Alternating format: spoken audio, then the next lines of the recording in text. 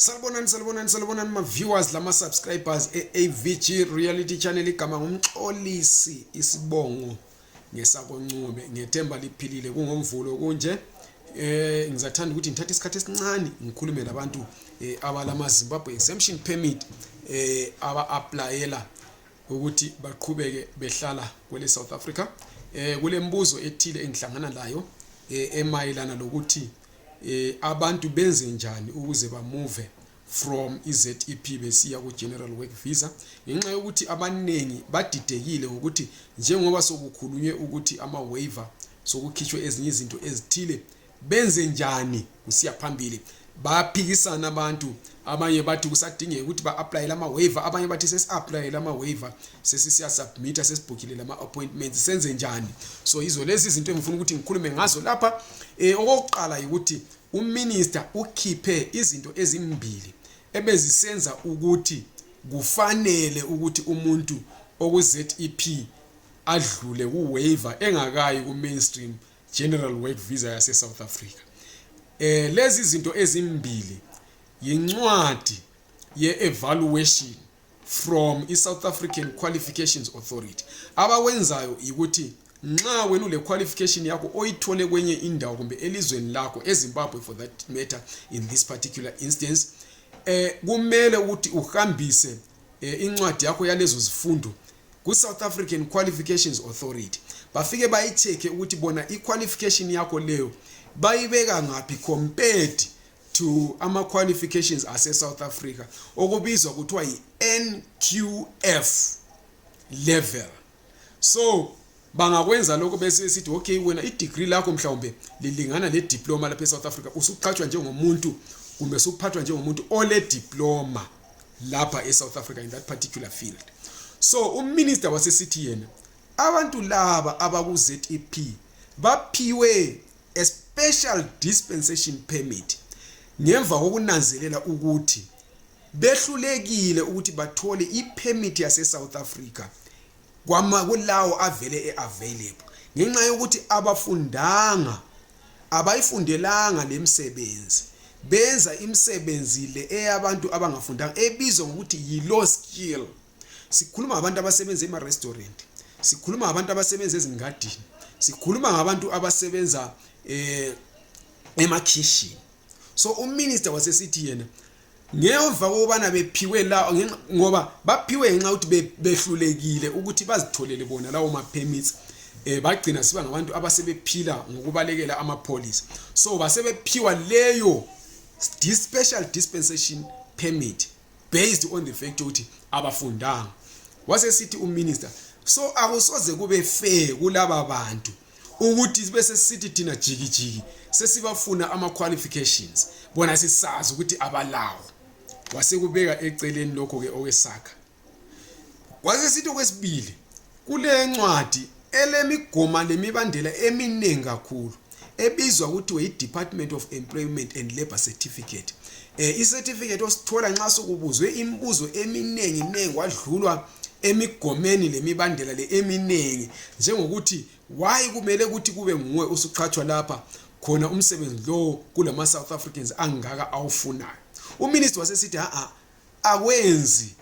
ingqondo lokho ngenxa yokuthi sikhuluma abantu abavele sebeqhatshiwe la hathi abantu abasafuna ukuqhatshwa so lalokho wakubeka eceleni so lezo zinto zombili yizo bezisenza ukuthi umuntu ole ZEP ehluleke ukuthola i-mainstream South African general work visa angakhulumi ngabantu abafuna ama business permits ngikhuluma ngama general work visa so uminister wasekubeka eceleni lokho lezo zinto ngoba yizo bezivimba abantu ukuthi ba apply i-general work visa sezikhitshiwe ukuthi akusadingakali ukuthi umuntu acele ukuthi zibekwe eceleni ngoba kuma waiver yizo ebelicela ukuthi zibekwe eceleni so vele sezibekiwe eceleni ungasayiceli into olayo epoketini yikho sikutshoyo so i-VFS le DHA that is Department of Home Affairs sesikhulume lazo ngikhulume labo mina last week abe VFS Global, which is the company that you use to apply for ama waivers angithi kumbe ama permits bathi bona hayi kuliqiniso umuntu ole ZEP akasadingeki ukuthi abe le waiver so kahle a-applyele i-general work visa so into elitshela yona la akusiyonto engiyifunde ku statement kuphela ngiphinde ngedlulela phambili ngayabuza ku Department of Home Affairs ngayabuza la se-VFS ukuthi kwenziwa njani so nxa wena ubusu-applyele i-waiver kodwa ungakabhadali ungasayibhadaleli wohle uphange u-applyele i-general work visa nxa ubusu-applyele i-waiver wabhadala kodwa ungakasubmit ungasasubmit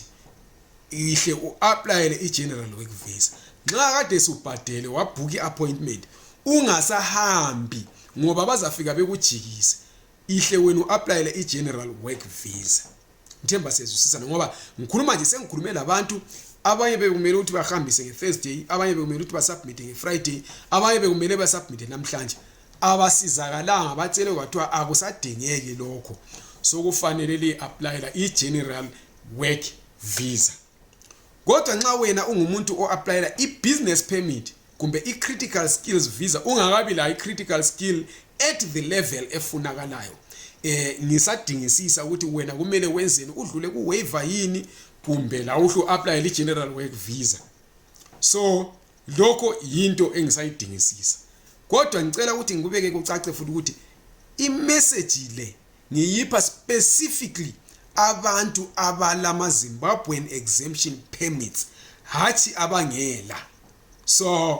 lokhu ngikupha abale Zimbabwe exemption permit ngithemba sizwisisene lapho nxa kukhona okunye ongakuzwisisanga ngicela ukuthi ungibuze ku comment section engaphansi kwale i-video ubhale umbuzo wakho ngizawuphendula nxa ngawuphendulanga direct kuyikuthi ngibona ukuthi banenge abantu abawubuzayo ngizabenza kwenza enye i-video ngiu-address lo mbuzo nxa ufuna ukuthi uxhumane lami directly ngifakela i-WhatsApp ku number ethi +27 73 962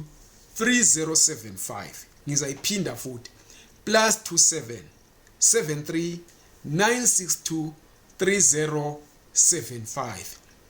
so yiwo ummiko ebengilawo yini namhlanje bantu abale ZEP angikhulumi ngabangela ma ZEP njalo ngikhuluma ngalabo abafuna i-general work visa abama critical skills visa kunye labama business permits ngisazodingisisa ngizwe ukuthi kuthiwani ngani kodwa la nxa lawe ulapho ufuna ukuthi wena kuphela ube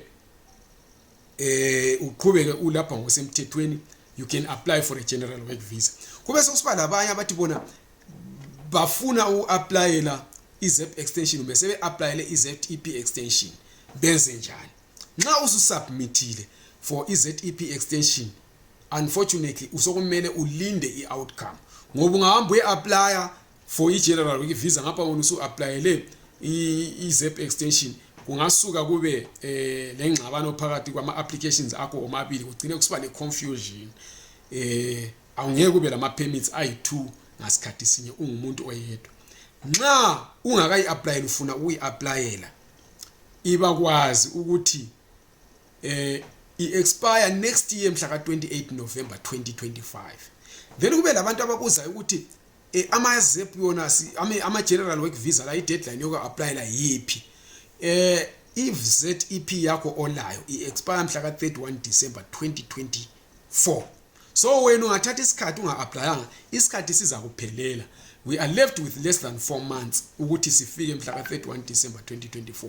likhumbule ukuthi wonke umuntu usengalinda i-last minute banengi kakhulu abangaka-apply kukanti imali involved layo inengi kakhulu singakuxaka ugcine ungasasubmitanga